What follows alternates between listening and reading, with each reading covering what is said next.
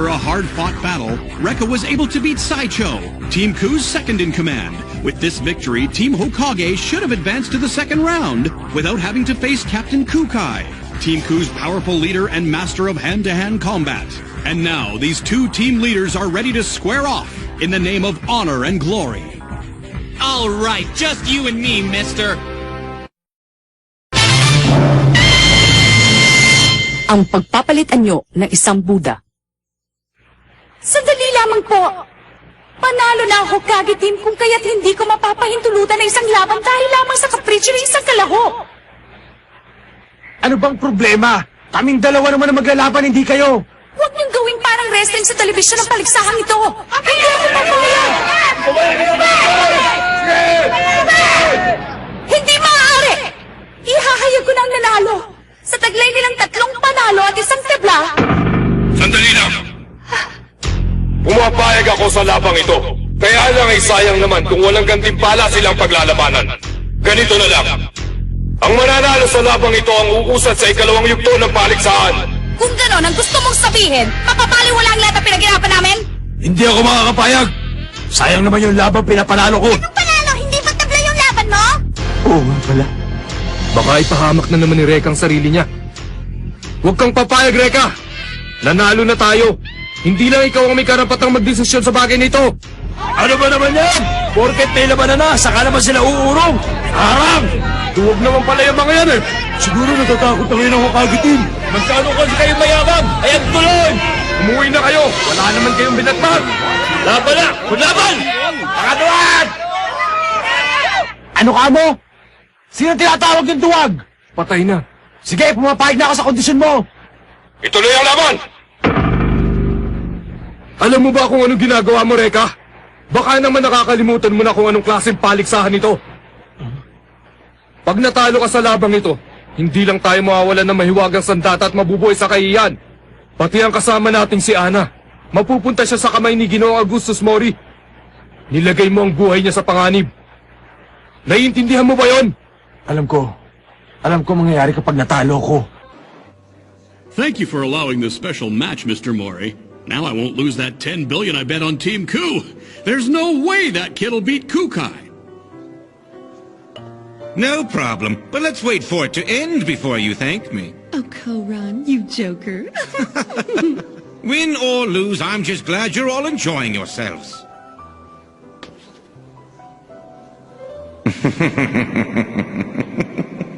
Your friend is quite the fool, my dear healer. Pero Master, talaga ba lalabanan niyo si Rekka? Mag-i-ensayo lang sana ako at hindi seseryosohin ang laban. Pero nagbago na ang isip ko. Ang ibig niyo sabihin, gagamitin niyo na ang... Bilang kinatawan ng ating pangkat, kailangan kong manalo kahit maliit lang ang ating pag-asa. Upang muling maitayo ang ating dangal. Pero Master, wala ka naman dapat patunayan pa eh. Kung itutuloy mo yung balak. Totoo sinabi mo. Pero aaminin ko, kanina ko pa gusto makipaglaban. Pero Master! Kailangan ko nga palang pasalamatan si Rekka. Anong problema, Daikoku? Hindi ko alam kung narinig mo na ang kasabihang mapapatawad ka ng Buddha na 3 beses. Ha? At ngayon para sa ating pang-finaling laban, Team Ku, Kukai, Team Hokage Rekka Hanabishi. Ang sino mang manalo sa labang ito ang siyang makakasali sa ikalawang bahagi ng paligsahan. Rekka Hanabishi laban kay Kukai. Simulan na! Nakatitiyak akong kagigiliwan natin ang husto ang labang ito. Rekka, malaki ang pasasalamat namin sa ginawa mo ito. Pero namimiligro ang buhay mo. Hindi mo alam kung gaano kalakas ang aming Master. Kapag nakita mo ang tunay na pagkatao ni Kukai, ang Buddha. Ang tigas talaga ng ulo. Hindi na naman niya kailangan lumaban pa. Pero dapat pa rin siyang manalo. Pasensya ka na. Kailangan kita matalo, Rekka. Yan din ang plano ko. Pero isa lang sa atin ang dapat manalo! Flame Dragons! Hindi, mga paputok lang yan ni Rekka.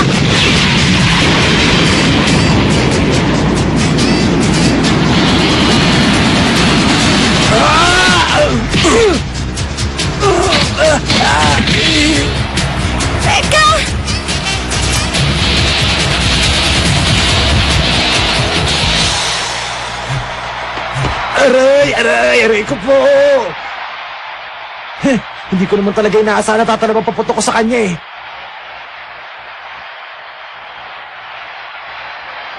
Tatlong tira.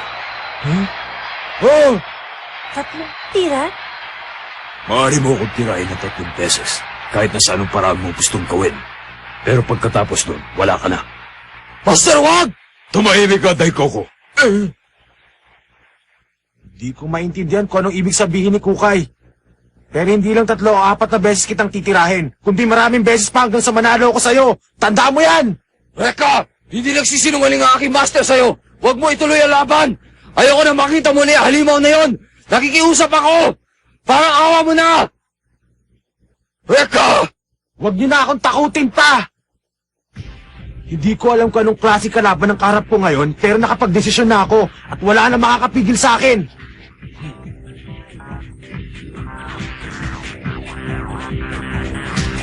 Humanda ka!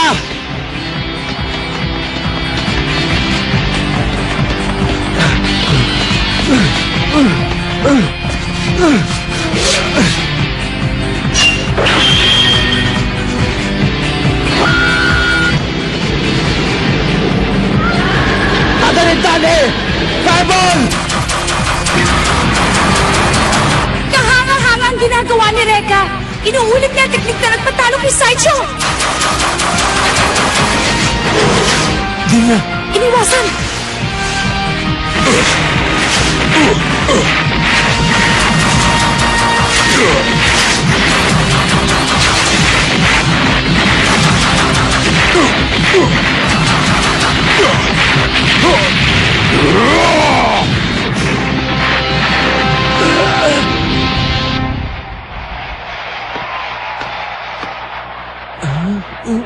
Natalo si Nadare? Ha? Hindi ko nasabi na hindi uubra sa akin si Nadare. Oh. May nakaligtas palang isa. Natamaan na 1 beses ni Reka si Master Kukay. Master Kukay! Itigil mo na yan! Bata pa si Reka! Huwag mo sirain ang kinabukasan niya! Ang kinabukasan ng Ku ay nakasalalay din sa labang ito. Kahit na mawalan pa siya ng kinabukasan dahil sa akin, hindi pa rin ako maaaring magpatalo. Pero Master... Ano ba yan? Puro daldal, laban ako laban! Tumigil ka na, Daikuko!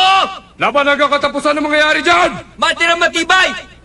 Tama ang sinabi nila. Basta tingnan natin kung sino mananalo! Abot tagal-tagal eh! Tapusin mo na siya, Kukay! Tapusin mo na! Sige! Tapusin! Tapusin! Tapusin! Tapusin! Tapusin! Tapusin! Tapusin! Bakit natatakot si Daikoko? Ano kayang mangyayari kay Kukay pagkatapos siyang tirahin ni Reka ng 3 beses? 3 beses? Paano kung taglay niyang... Ganon? Kung hindi uubra si Nadare sa'yo, saya! Mabagal!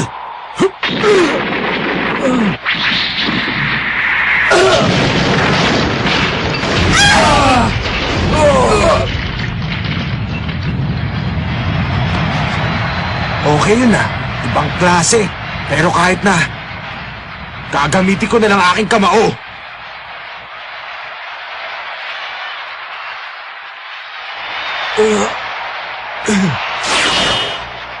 Huli ka ngayon! Huwag, Reka! Yeah!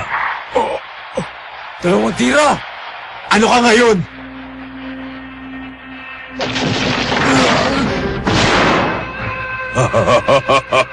Hindi ka man lang ba nasaktan? Talaga bang hanggang gano'n na lang ang kaya mo?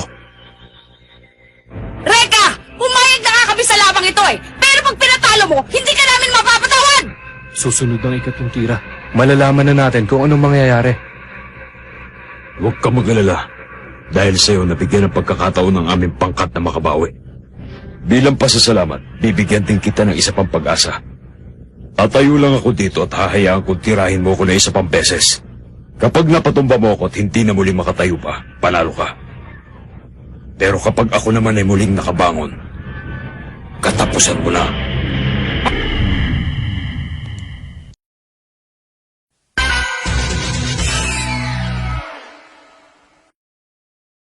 Tatayo lang ako dito at hahayaan kong tirahin mo ko na 1 pang beses. Kapag napatumba mo ako at hindi muling makatayo, panalo ka. Pero kapag ako naman ay muling nakabangon, katapusan mo na.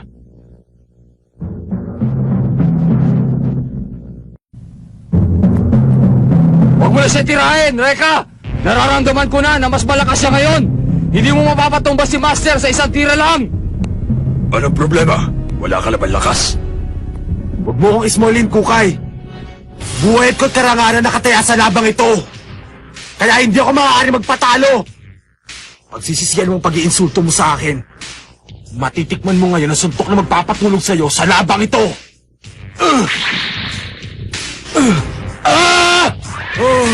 Tapos ka na! Yun ang ikatlo.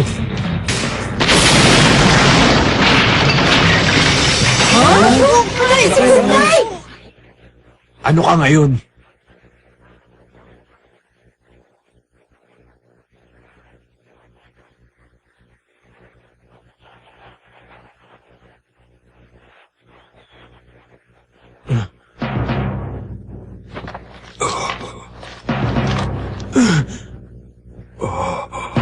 Naku, tapos na siya!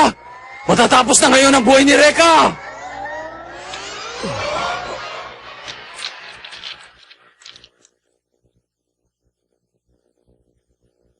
Nilagay mo na ba sa suntok na yun na lahat ng lakas mo?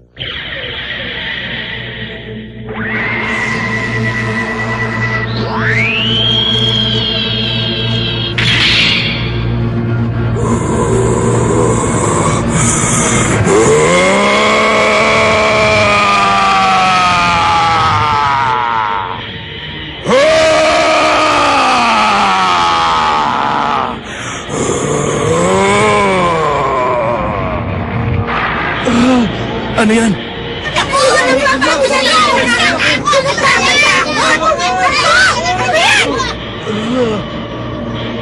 Reka! Patatawarin ka ni Buddha na 3 beses! Taglay niya ang sandatang Oni. Ano po yun? Tumatalab lamang ang sandata nito kapag natamaan ng 3 beses ang nagmamay-ari nito. Pagkatapos nun, nagbabagong kanyang anyo at nagiging isang mabangis na halimaw. Si Kukay ay hindi na isang maamong Buddha, kundi isa ng Oni o Diablo.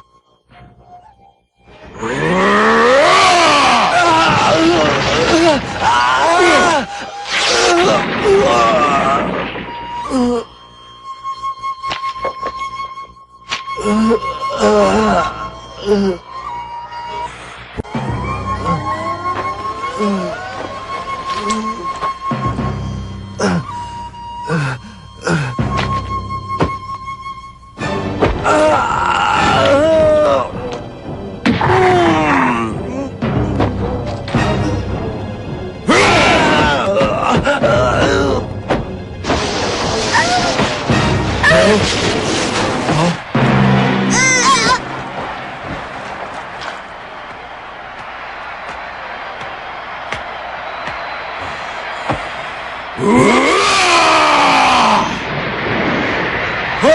Iba na ang ugali niya! Ano nangyari sa kanya? Yan ba ang maamong Buddha? Reka! Tumakbo ka na! Hindi ko talaga akalain na ganyan siya kalakas. Ipinakita na rin niya ang kanyang tunay na anyo. Si Kukay na Buddha? Hindi, si Kukay na Diablo. Ang dati nating master ay nagbago na at naging Diablo dahil sa 3 tira. Hindi na natin siya ngayon mapipigilan. Hanggat buhay pa ang kalaban. Nasaksihan ko ng minsan ang pagbabagong anyo ni Master Kukay noon. Nangyari insidente ito ng mga panahong gustong sakupin ng Yakuza ang buong pangkat ng Ku. Dinukot nila si Maita, ang nag-iisang anak na babae ni Master Kukay, upang mapaayon ang pangkat ng Ku sa kanilang kagustuhan. Pakawalan niyo ng anak ko! Ayaw mo na nga kaming tulungan. Tapos gusto mo pang ibalik namin sa iyo ang iyong anak. Hindi naman yata tama yon. Hindi ba, Master Kukay? Ako yun ang una! Huh? Nakikiusap ako. Hindi pwede. Ikalawa! Hangal na mong Ikatlo! Ang aming maamong master ay nagbagong anyo at naging Diablo.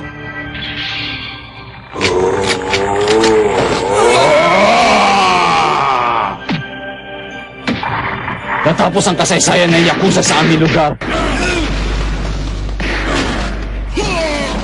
That gang never bothered anyone else ever again.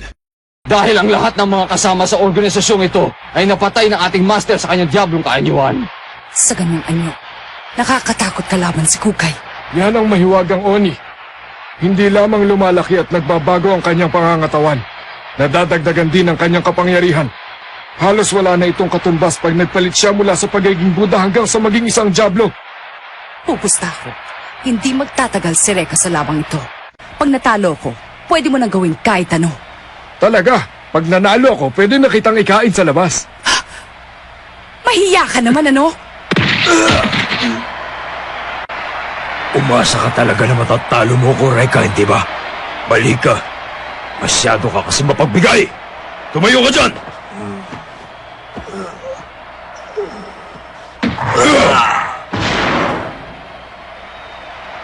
Mas tumindi pa ang kanyang lakas.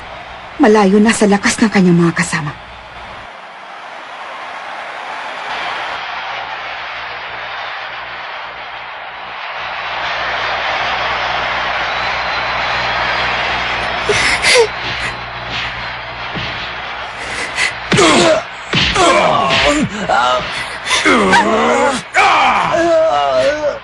Tama na! Tama na! Si Reka! Baka mapatay si Reka! Sige na naman, Ira! Patigil niyo na ang laban!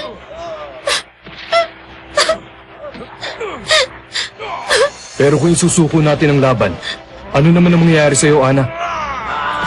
Kaya hindi siya maaaring matalo.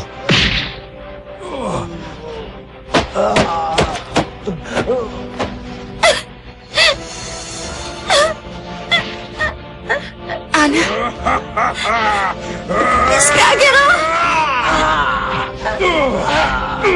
Anong gagawin ko? Naghihirap ngayon ang taong nagtatanggol sa akin. Anong maaari kong gawin para sa kanya? Magtiwala ka Magtiwala. sa anak ko. Magtiwala ka sa kanya. Magtiwala. Tama.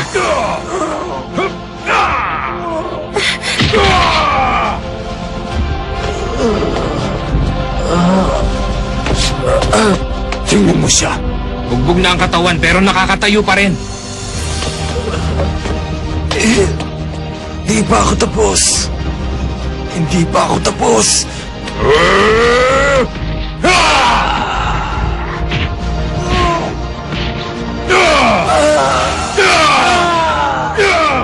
Ano nangyayari? Mabuti naman at gising ka na, Saicho. Ano nangyari to? Bakit tayo lumalaban sa ikalimang round? Napawalang bisa ang mga naunang laban. Ang mananalo sa labang ito ang siyang uusan sa ikalawang bahagi ng paligsahan.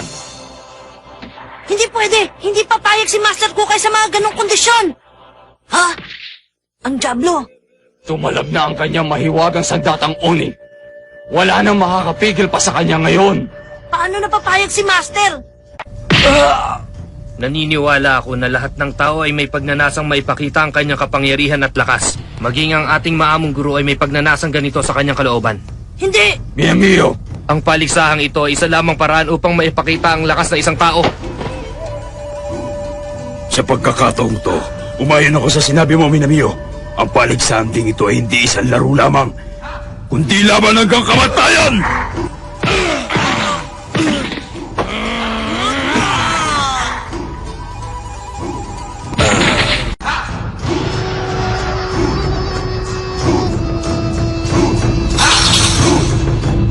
Para sa mahihina, kamatayan na naghihintay.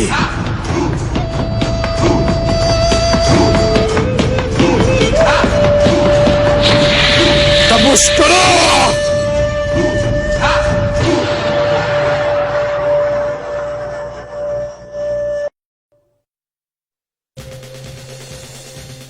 Damn! That Oni Madogu's an incredible weapon! I'm throwing everything I've got at this guy and getting nowhere! But I can't let it end like this! If I lose, then that bastard Koron will get Yanagi! I can't let that happen! It's not over yet! Next, the life-staking test! My heart is burning with fire!